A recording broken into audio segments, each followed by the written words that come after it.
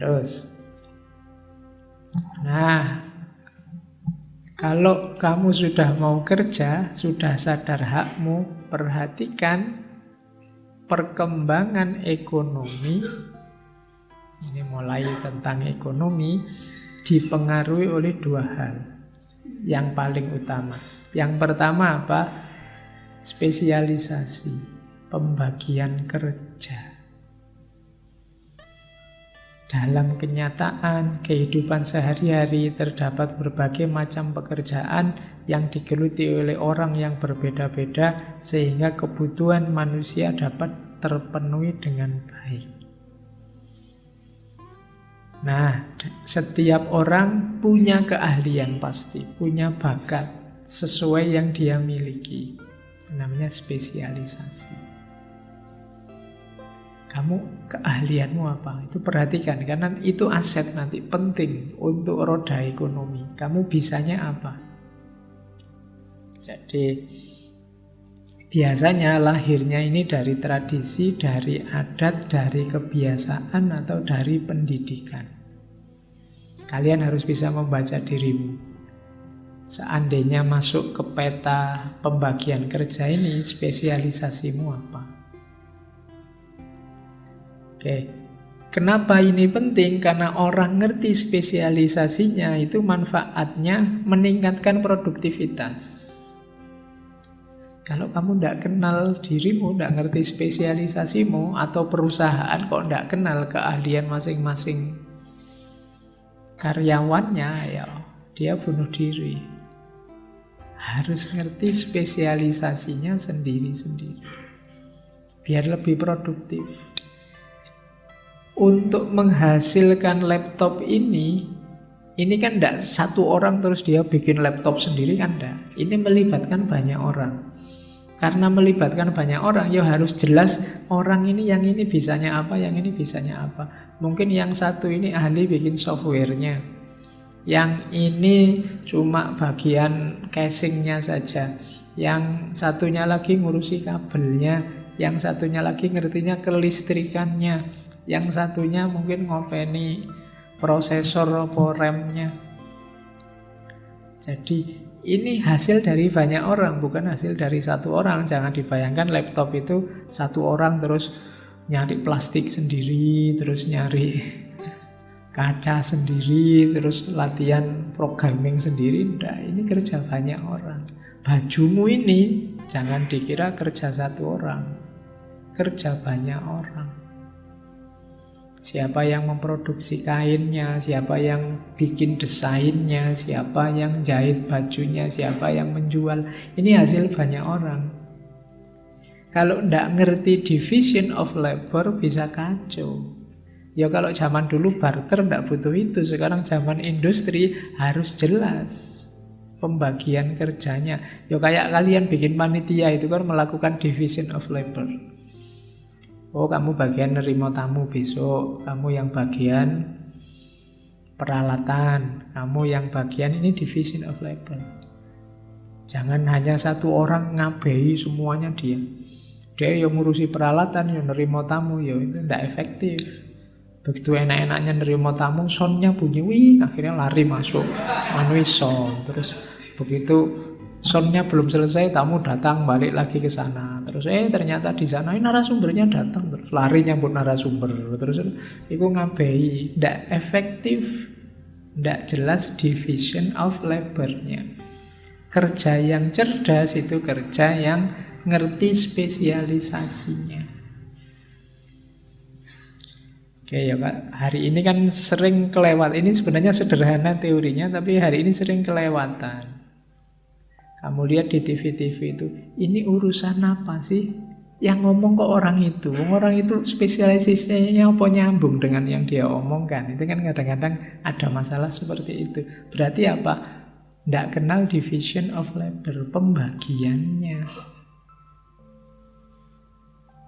Oke, ya kayak saya misalnya, aku ngertiku filsafat. Makanya nyuwun saya panitia yang ngundang saya kok disuruh ngomong fikih. Wallahu a'lam bishawab. Ya, jangan tanya saya hukumnya ini apa Ustaz. Anunya, loh aku nggak ngerti-ngerti ku filsafat. Nah, kamu juga harus sadar begitu. Jangan besok misalnya kamu jadi dosen apa jadi pembicara, ya kamu kenali dirimu, spesialisasimu apa. Jangan mentang-mentang ada yang undang mbok iyani kabeh. Nanti kamu bunuh diri. Jadi kayak saya jangan ditanya dalile. Pak Faiz ngaji kayak gitu, dalilnya mana? Aku ngerti ku filsafat. Tanya di ustadz yang lain yang spesifikasinya tafsir. Nanti ada ustadz yang spesifikasinya fikih. Nanti ada ustadz yang spesialisasinya tasawuf. Kamu juga harus ngerti pembidangannya. Oke, jangan semuanya dikomentari, semuanya mbok nyanyi yo mengacaukan dunia nanti. Biarkan ahlinya yang ngomong. Mungkin di bidang filsafat saya ngerti, tapi di fikih saya awam. Nanti di urusan matematika aku awam. Kemarin ngomong Sain, Newton, ya harus dilewati bagian fisika, bagian kimianya. Aku kurang ngerti.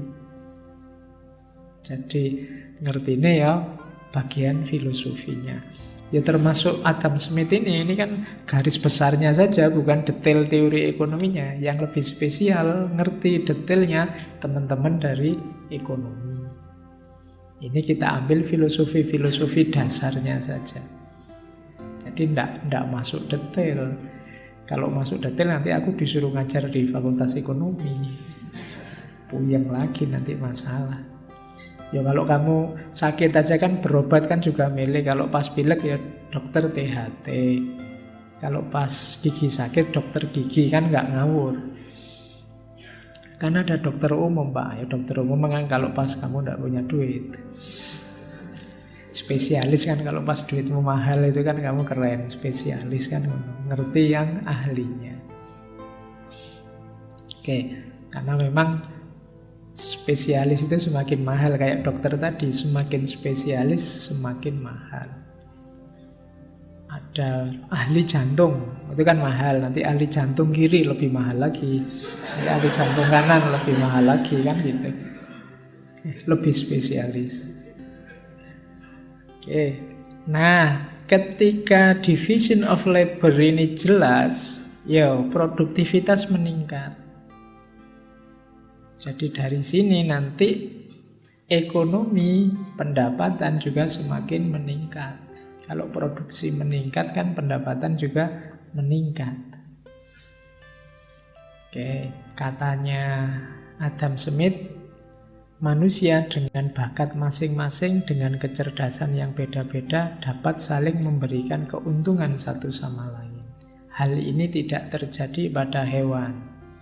Kalau hewan tidak kenal division of labor, setiap hewan ya sesuai podo kabeh keahlian rata, karena dia andalannya insting, tidak kayak manusia. Tidak kenal pembagian kerja, hanya manusia yang ngerti pembagian kerja. Kalau kamu lihat bebek tidak ada, oh ini bebek yang ahli renang, kalau yang ini bebek yang ahli lari, ini bebek tidak ada ya. Kalau bebek rata. Tapi kalau manusia ada beda-beda sesuai bakatnya. Jadi kunci pertama perkembangan ekonomi itu manusianya. Ini sebenarnya mengkritik aliran sebelumnya. Kalau sebelumnya ada namanya merkantilisme, nanti kita bahas sebentar.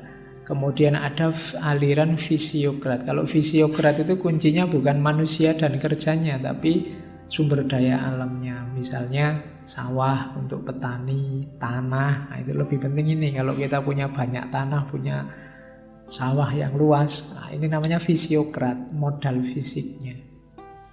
Nanti ada merkantilisme. Merkantilisme lebih ke modal politiknya. Nanti kita lihat di belakang. Tapi kalau menurut Adam Smith, yang penting justru manusianya. Jadi keahlian manusianya. Contohnya ini, it's not from the benevolence of the butcher, brewer, or baker that we expect our dinner, but from their regard to their own interest. Kalau sudah misalnya gini loh, division of labor itu Kita itu tidak butuh kebaikannya tukang daging, ya kan? Kebaikannya tukang bikin minuman atau tukang bikin roti. Yang kita butuhkan kalau kita ke warung, ya dia bisa bikin daging yang enak, bikin minuman yang enak, bikin roti yang enak. Yang kita cari kan itu.